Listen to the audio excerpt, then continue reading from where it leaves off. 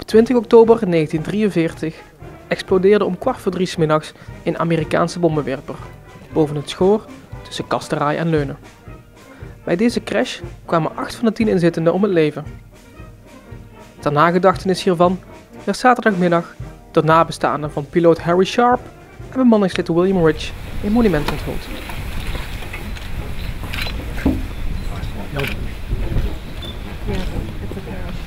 Jan, ja.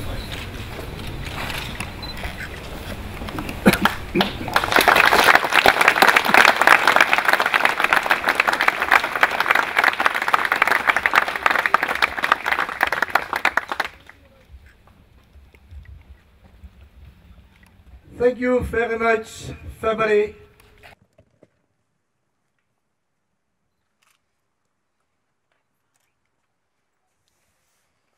And of course it's a very emotional moment for the family members.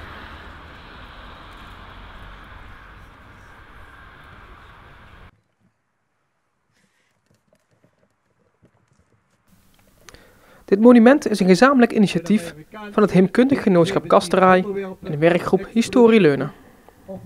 En wij onderzoeken natuurlijk de lokale historie. En dan vinden wij, daar hoort ook de Tweede Wereldoorlog bij.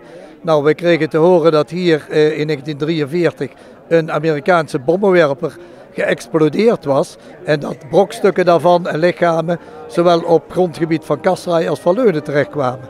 Nou, wij willen sowieso dat de Tweede Wereldoorlog en de slachtoffers die daarbij gevallen zijn, dat die herdacht worden, dat die niet vergeten worden. Daar moeten we altijd aan denken. En elk monument vinden wij, dat is ook weer een waarschuwing voor mensen van kijk, dat zijn slachtoffers gevallen, zoiets mag nooit meer gebeuren. Dus we willen daar ook mee aangeven dat elke oorlog eigenlijk niet goed is. De ceremonie werd door velen bijgewoond. Naast burgemeester Gielissen wilde ook commodore Steur, die namens minister Hennis Plasgaard van Defensie aanwezig was, een korte toespraak. Ook de basisschoolleerlingen van de dorpen waren aanwezig. Ja, dat is fantastisch. Ik kom zelf uit het onderwijs, dus ik vind het fantastisch dat de jeugd zo mooi meegewerkt heeft. We zijn ook, Joop Hendricks en ik, dat is een vlieginstructeur, we zijn samen in Oerlo en in Leunen geweest. En we hebben daar de kinderen iets meer verteld over de Tweede Wereldoorlog, over de luchtoorlog, wat er heeft plaatsgevonden, het verschrikkelijke van zo'n oorlog. En zeker natuurlijk het educatieve element hebben we daar natuurlijk ook naar voren gebracht. Het materiaal waarmee het monument is gemaakt, heeft raakvlakken met de gebeurtenis van 1943. We hebben daar een romplaat van een Lancaster bommenwerper. Die is in 1943 aan de Kasteraayse berg gecrashed. Die romplaat die hadden wij als Heemkundig Genootschap. En we vonden het heel mooi om die plaat te gebruiken, ook bij het monument. We hebben daarnaast nog een blad van een propeller, ook weer van een gecrashed vliegtuig. Dat hebben we van Joop Hendricks gekregen. Nou, dat hebben we boven die plaat gezet. Nou, tegen die romplaat van die Lancaster, de 8 namen van de slachtoffers en een afbeelding van de B-17 bommenwerper die hier dus geëxplodeerd is.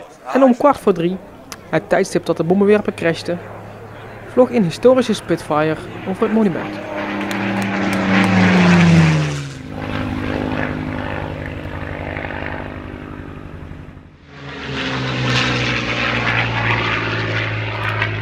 Daarnaast werden de slachtoffers geëerd met witte rozen en brachten diverse instanties een bloemstuk naar het monument. Als afsluiting van de ceremonie werd de Star Spangled Banner, het Amerikaanse volkslied, door Auge Classes en Harmonie Sint Catharina uitgevoerd.